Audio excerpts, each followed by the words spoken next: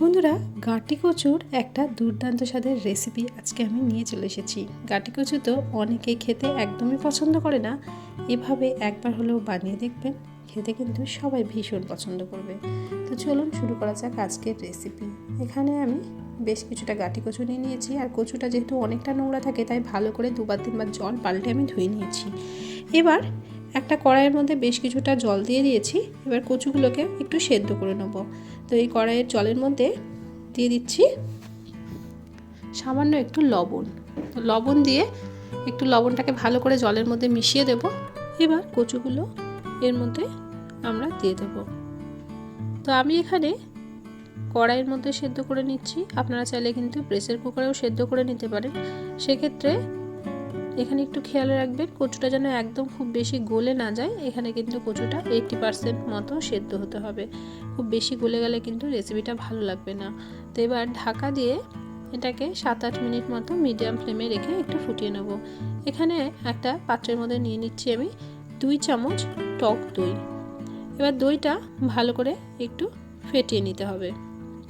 এখানে আমরা একটা মশলা বানিয়ে রাখবো, এটা আগে থেকে বানিয়ে রাখলে রান্নার সময় খুব সুবিধা হয়। তো এখানে আমি দইটা ভালো করে আমি ফেটিয়ে নিয়েছি। এবার এর মধ্যে দিয়ে দিচ্ছি পরিমাণ মতো হলুদ গুঁড়ো। এরপর দিয়ে দেবো একটু ঝাল লঙ্কার গুঁড়ো, তবে ঝালটা আপনাদের প্রয়োজন মতো দেবেন। আমি এখানে 1/2 চামচ ব্যবহার করেছি। দিয়ে দেবো 1/2 চামচ ধনে গুঁড়ো, আর 1/2 চামচ দিয়ে দেবো জিরে গুঁড়ো। কালারের জন্য 1/2 চামচ আমি দিয়ে দিচ্ছি কাশ্মীরি লঙ্কার গুঁড়ো। এটা কিন্তু অপশনাল, আপনারা না চাইলে নাও দিতে পারেন। খুব ভালোভাবে এই মশলাগুলো দইয়ের মধ্যে একটু মিশিয়ে দিচ্ছি। এতে করে রান্নাটার মধ্যে যখন আমরা দইটা ব্যবহার করব, দইটাও ফেটে যাবে না, আর মশলাগুলো এভাবে মিশিয়ে রাখলে খেতে কিন্তু খুব ভালো লাগে। তো এদিকে কিন্তু 7-8 মিনিট মতো হয়ে গেছে, ঢাকনাটা আমি খুলে নিচ্ছি। এবার একটু চেক করে নেব কচুটা সেদ্ধ হয়েছে কিনা। তার জন্য যে কোনো চামচ অথবা একটা চাকুর সাহায্যে এভাবে একটু গেঁথে দিলেই বুঝতে পারবেন যে কচুটা সেদ্ধ হয়েছে কিনা। কচুটা কিন্তু সুন্দরভাবে সেদ্ধ হয়ে গেছে, একদম কিন্তু গলা গলা হয়নি, এরকমই কিন্তু সেদ্ধ আমাদের প্রয়োজন। এবার কচুটাকে একটু ঠান্ডা জলে ধুয়ে একটু ঠান্ডা করে তারপর এখানে আমি খোসাটা ছাড়িয়ে নিচ্ছি। আর দেখুন খুব সুন্দরভাবে কিন্তু খোসাটা উঠে যাচ্ছে। খুব বেশি কিন্তু সেদ্ধ হয়ে গেলে এটা কিন্তু একদমই গলা গলা হয়ে যায়, তখন কিন্তু খেতে ভালো লাগে না। তো এইভাবে আমি খোসাটা ছাড়িয়ে নিয়ে তারপর ফিরে আসছি। তো বন্ধুরা, আজকে যারা প্রথমবার আমার চ্যানেলটিতে এসেছেন, আমার রেসিপি সামান্য হলেও ভালো লেগে থাকলে চ্যানেলটি সাবস্ক্রাইব করে পাশে থাকার অনুরোধ রইল। পাশে থাকা বেল বাটনটিকে প্রেস করে অল নোটিফিকেশানটা অন করে রাখবেন, যাতে নিত্য নতুন কোনো রেসিপি দিলে সবার আগেই আপনাদের কাছে নোটিফিকেশান পৌঁছে যায়। কচুগুলো এখানে সম্পূর্ণটা ছাড়িয়ে একটা সাইডে আমি রেখে দিচ্ছি। এদিকে একটা কড়াই বসিয়ে দিয়েছি। কড়াইয়ের মধ্যে দিয়ে দিলাম সর্ষের তেল। এখানে 1 চামচ মতো সর্ষের তেল প্রথমে আমি দিয়ে দিলাম। এবার তেলটা ভালো করে গরম করে নিয়েছি। তেলের মধ্যে দিয়ে দিচ্ছি খুব সামান্য একটু হলুদ গুঁড়ো আর খুব অল্প পরিমাণে একটু লবণ। এবার এই লবণ হলুদ দেওয়ার তেলের মধ্যেই দিয়ে দিচ্ছি সেদ্ধ করে রাখা কচুটা। যে কচুগুলো একটু বড় ছিল, তো সেগুলোর মাঝে আমি একটু কেটে দিয়েছি। আমি কচুগুলোকে একটু 2 টুকরো করে নিয়েছি। এবার গ্যাসের ফ্লেমটা হাইতে রেখেই কচুটাকে তেলের মধ্যে দিয়ে একটু নাড়াচাড়া করে নেবো। এতে করে কচুর গায়ে একটা সুন্দর কালারে চলে আসবে, আর কচুটা কিন্তু খেতেও ভীষণ ভালো লাগবে। আর এরকমভাবে কচুটা একটু ভেজে রান্না করলে খেতে কিন্তু বেশ ভালো লাগে, বেশ মুচমুচে একটা কোটিং পড়ে যায় কচুর ওপরে। তো বন্ধুরা, এভাবে আমি কিছুক্ষণের জন্য একটু নাড়াচাড়া করে একটু ভাজা করে নিয়েছি, তারপর গ্যাস থেকে তুলে নিয়েছি। তো খুব বেশিক্ষণ কিন্তু না, এখানে 1 মিনিট মতো একটু আমি একটু নাড়াচাড়া করে ভেজে নিয়েছি। এবার এই কচুটাকে গ্যাসের ফ্লেমে থেকে আমি তুলে নিচ্ছি। বন্ধুরা, আজকের রেসিপিটা কে কোথা থেকে দেখছেন অবশ্যই আমাকে কমেন্ট করে জানাবেন। আপনাদের সুন্দর সুন্দর কমেন্টেই কিন্তু আমি রান্নার উৎসাহ পাই। আপনাদের একটা মিষ্টি কমেন্ট আমাকে কিন্তু অনেক দূর এগিয়ে যেতে সাহায্য করে। তো এবার যেটুকুনি তেল ছিল, ওই তেলের মধ্যে আবারও দিয়ে দিলাম 1 চামচ তেল। তো এবার এই তেলের মধ্যে কিছুটা ফোড়ন দিয়ে দিচ্ছি গোটা গরম মশলার। এলাচ, দারচিনি আর লবঙ্গ আমি এখানে একটু দিয়ে দিয়েছি, আর দিয়ে দিলাম 1/2 চামচ গোটা জিরে। দিয়ে দিচ্ছি একটা শুকনো লঙ্কা আর একটা তেজপাতা। ফোড়ন থেকে একটা মিষ্টি গন্ধ যখন বেরাবে, তখন এর মধ্যে দিয়ে দেবো একটা মাঝারি সাইজের পেঁয়াজ কুচি করে আমি রেখেছিলাম, সেই পেঁয়াজ কুচিটা। আজকের রেসিপিটা আমি পেঁয়াজ রসুন দিয়ে বানাচ্ছি। তো আপনারা যারা পেঁয়াজ রসুন খেতে পছন্দ করেন অবশ্যই পেঁয়াজ রসুন দিয়ে বানাবেন, আর যারা একদমই নিরামিষ খান তাহলে কিন্তু এখানে পেঁয়াজ রসুনটা স্কিপ করে দেবেন। এবার এর মধ্যে দিয়ে দিলাম 1.5 চামচ আদা, রসুন আর কাঁচা লঙ্কা বাটা। তো ঝালটা কিন্তু অবশ্যই আপনাদের প্রয়োজন মতো এখানে ব্যবহার করবেন। আমি কিন্তু লঙ্কার গুঁড়োও দেবো, আবার একটু কাঁচা লঙ্কাও এখানে বেটে দিয়েছি। তো আদার কাঁচা গন্ধটা চলে যাওয়া পর্যন্ত একটু নাড়াচাড়া করে দিলাম। এবার দিয়ে দিচ্ছি একটা ছোট সাইজের টমেটো কুচি। এখানে আপনারা টমেটো পিউরিরও ব্যবহার করতে পারেন। যেহেতু টমেটো দিলাম তাই সামান্য একটু লবণ দিয়ে দিচ্ছি, এতে করে টমেটোটা খুব তাড়াতাড়ি কিন্তু এখানে গলে যাবে। তো গ্যাসের ফ্লেমটা একদম লোতে রেখে কিছুক্ষণের জন্য মশলাটাকে একটু নাড়াচাড়া করে একটু ভাজা ভাজা করে নেব, যাতে মশলার কাঁচা গন্ধটা এখানে চলে যায়।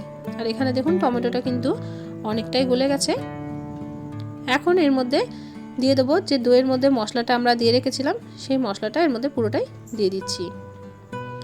এবার দিয়ে দেবো দইয়ের বাটি ধোয়া সামান্য একটু জল। আবারও মশলাটাকে বেশ কিছুক্ষণের জন্য একটু কষিয়ে নিতে হবে, যতক্ষণ না মশলা থেকে সুন্দরভাবে তেল ছাড়ছে। যত ভালোভাবে কষিয়ে কষিয়ে রান্নাটা করবেন ততই কিন্তু এই রান্নার স্বাদ হবে। যে কোনো রান্না কিন্তু কষিয়ে কষিয়ে করলে খেতে কিন্তু দুর্দান্ত লাগে। আর কচুর এই রেসিপিটা একবার হলেও বানিয়ে দেখবেন বন্ধুরা। যারা একদমই কচু খেতে পছন্দ করে না তারাও কিন্তু এটা খেতে ভীষণ পছন্দ করবে। খেতে কিন্তু হয় দুর্দান্ত। তো এখানে গ্যাসের ফ্লেমটা একদমই লোতে রেখেছিলাম। তো এখন দেখুন মশলাটা কিন্তু ফুটতে লেগে গেছে। এবার এর মধ্যে আমি দিয়ে দিচ্ছি 1 চামচ রোস্টেড বেসন। একটু বেসন আমি ড্রাই রোস্ট করে রেখে দিয়েছিলাম। আমি বেসন ড্রাই রোস্ট করে আলাদাভাবে একটা পাত্রের মধ্যে আমি রেখেই দিই, তো কিছু কিছু রান্নাতে ব্যবহার করার জন্য। তো সেখান থেকে 1 চামচ মতো, মানে ছোটো চামচের 1 চামচ এখানে ব্যবহার করলাম। এতে করে গ্রেভির টেক্সচারটা ভীষণ ভালো হয় আর খেতেও কিন্তু ভালো লাগে। অবশ্যই কিন্তু এখানে একটু রোস্ট করে, মানে শুকনো কড়াইয়ের মধ্যে একটু নাড়াচাড়া করে তারপরে বেসনটা দেবেন। কাঁচা বেসন কিন্তু এখানে দেবেন না। তো এখন দেখুন মশলাটা কষাতে কষাতে খুব সুন্দরভাবে কিন্তু মশলাটা কষানো হয়ে গেছে, আর মশলা থেকে কিন্তু তেল ছাড়তেও লেগে গেছে। এই পর্যায়ে আমি এখানে কচুটা দিয়ে দিচ্ছি। বন্ধুরা, আমি কিন্তু শুধুমাত্র কচু দিয়েই এই রান্নাটা করছি। আপনারা চাইলে কিন্তু কচুর সঙ্গে একটু আলুও দিয়ে দিতে পারেন, সেটাও কিন্তু খেতে ভীষণ ভালো লাগে। তো এখন এই কচুটা দিয়ে এই মশলার সঙ্গে একটু নাড়াচাড়া করে দিচ্ছি। আর এবার দিয়ে দিচ্ছি স্বাদ অনুযায়ী লবণ। এভাবে কচুটা একটু মশলার সঙ্গে কষিয়ে নিলে কচুর মধ্যে কিন্তু মশলার ফ্লেভারটা খুব সুন্দরভাবে ঢুকে যেতে পারে। আর কচুটা যেহেতু আগে থেকে 80% মতো সেদ্ধ হয়েছিল, আর কচুটাও কিন্তু এখানে বেশ সুন্দরভাবে সেদ্ধ হয়ে যাবে। তো কচুটা দিয়ে আমি 1-1.5 মিনিট মতো ভালো করে কষিয়ে নিচ্ছি। এবার এর মধ্যে দিয়ে দেবো গরম জল। অবশ্যই কিন্তু এখানে গরম জল দিতে হবে। আপনারা গ্রেভিটা যে যেমন রাখতে পছন্দ করবেন সেই রকমই কিন্তু এখানে জলটা দিয়ে দেবেন। আমি এখানে একটা বড় কাপের 1/2 কাপ জল দিয়ে দিয়েছি। তো জলটা দিয়ে আবারও ভালো করে একটু খুন্তির সাহায্যে একটু মিশিয়ে দিতে হবে।